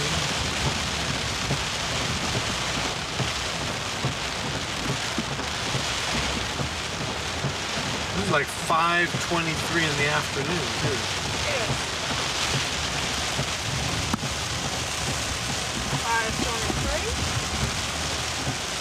5:21 according to that one. According to that one. The point being that it's still, the sun's out there somewhere, we just can't see it. Point being? There's the church.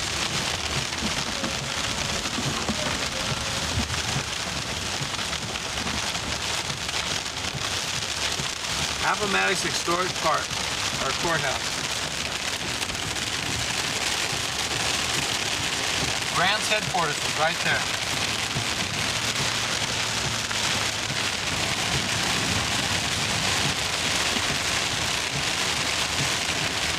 Huh.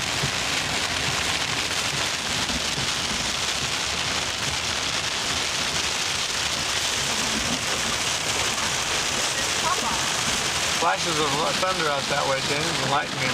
This is Papa upside down. Sorry, James. Hit the lightning, James.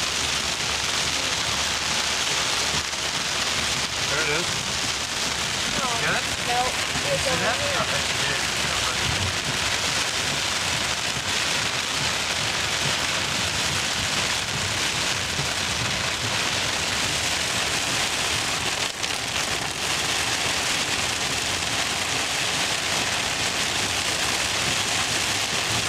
I would say there's really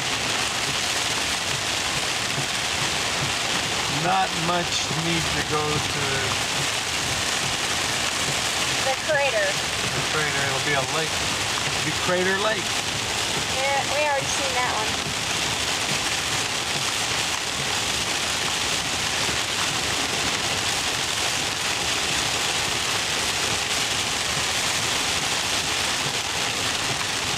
Visitor Center. Are we gonna stop Yep. and get out? No, I'll stop and turn around. Go to the Visitor Center.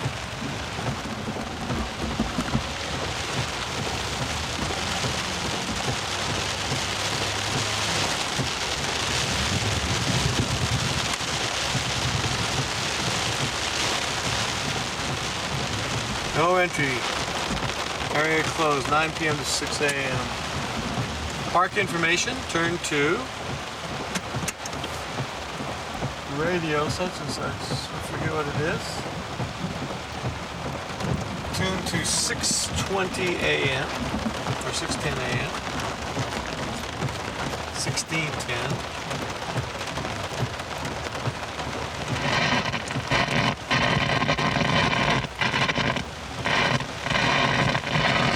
Or 16:20.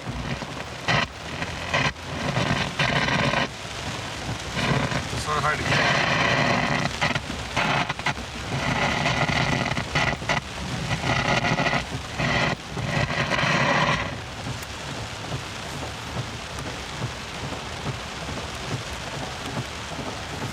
Daily admission, $2. Yearly pass, $15. I got Golden Eagle.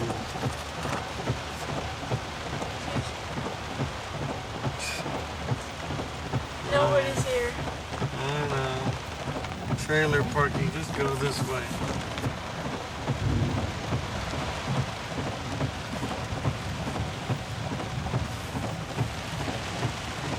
Oh, don't go that This is way. a very nice stop sign. Try it again. Okay, turning around. Turning around. That's a very nice sign.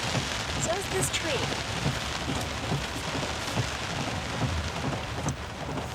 We'll have a little amusement for you while we're waiting for lightning flashes. That poor lady, look at that poor lady.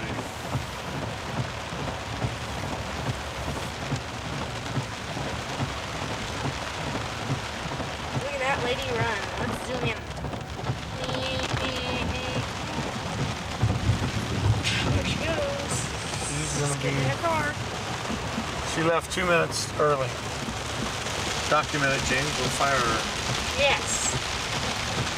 She should be hunted down and shot.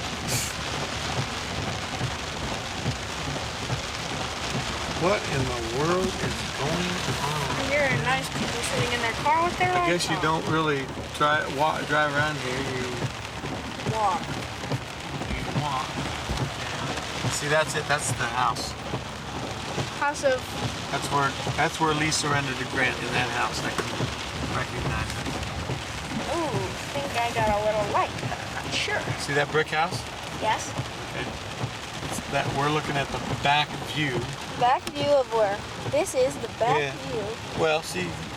of where Lee surrendered to Grant Yeah, that's it. and gave up Richmond. No, Richmond was already fallen. Yes. But that was Uh-oh, the battery's getting McLean. low. The battery's getting low. Really?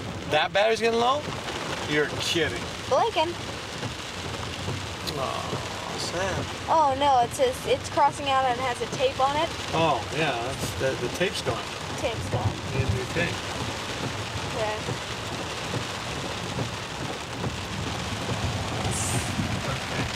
Well, we saw it. We saw where Grant surrendered. Lee surrendered. Sorry, excuse me. Okay, so I'm working on my CBS news tour. Haven't got it down correctly. can't plan out the weather, can you? Okay, let's see what the sign right here says. In New York on Maiden Street. Richmond, This shape of a stop sign Lynchburg. was beloved of Thomas Jefferson. What? Thomas Jefferson, like the octagon? Correct? Oh, good for you, Dick. Okay, we're on 24 East.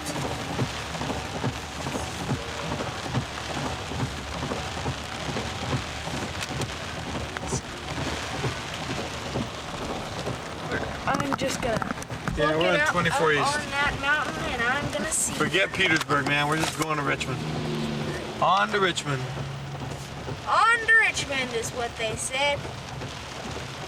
Each time, except for the last time, they failed. Peninsula Campaign and all, which was the first.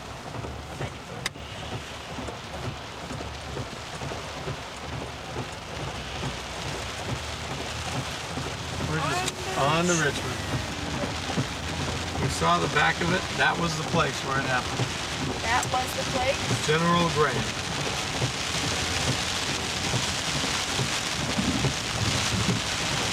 They said we give up. I might have got it.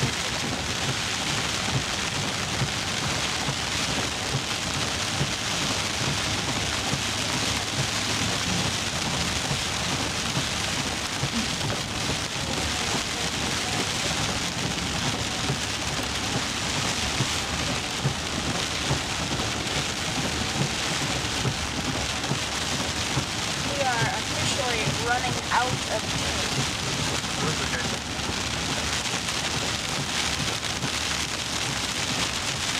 We're still blinking slowly up.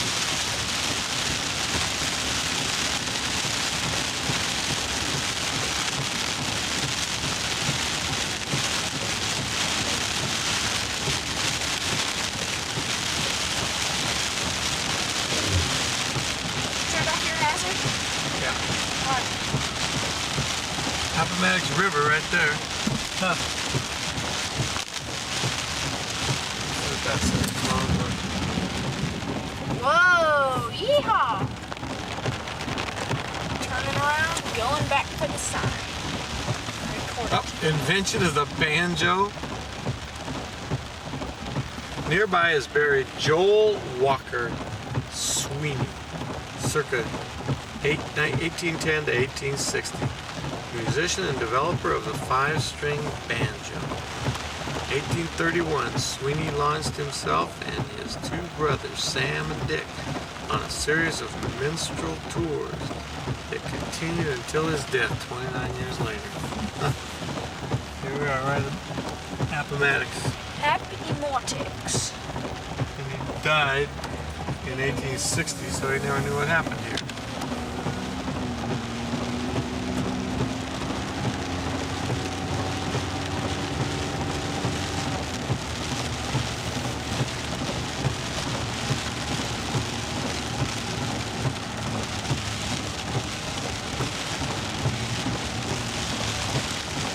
Oh, look at that little cabin over there. This is a break in the house, I believe, but we can't see it. Oh, there it is. There it is. Now I'm gonna bring it down. In the trees. And we're back. So we can see the break in the rock. There it is. Maybe, just maybe, might be it.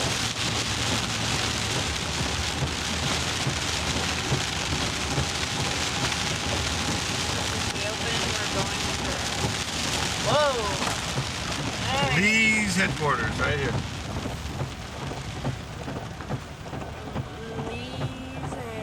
We already saw the sign that said Grant's headquarters. So Grant was back there they're about 3 or 4 miles apart. No entry, area closed. Supposedly this is where Excavation. Lee had his final meeting Declared. with the other guys, and he said, "What will the country think of me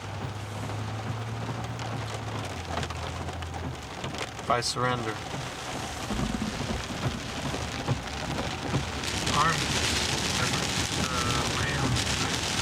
Richmond is 82 miles away.